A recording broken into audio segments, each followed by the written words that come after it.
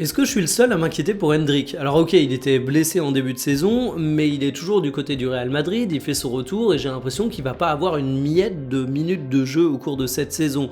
Il suffit de regarder l'armada offensive du Real Madrid. Déjà qu'Hendrick avait pas beaucoup de temps de jeu la saison passée, j'ai l'impression que ça va être encore plus rude cette année et en plus, il joue quasiment que numéro 9, autant dire que dans un club où t'as Kylian Mbappé, il va falloir se lever tôt pour espérer jouer ne serait-ce que 5 minutes de temps en temps.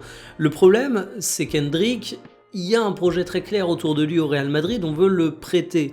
Mais le joueur, il souhaite rester au Real Madrid, il souhaite s'imposer. Parfois, c'est bien d'avoir un esprit conquérant, mais c'est encore mieux d'être malin, d'être lucide et d'être capable de te rendre compte que tu es tout simplement dans une impasse. En plus de ça, l'entourage d'Hendrick est décrit dans les milieux bien informés comme étant extrêmement exigeant et ayant une haute opinion du joueur, on va dire ça pour rester poli.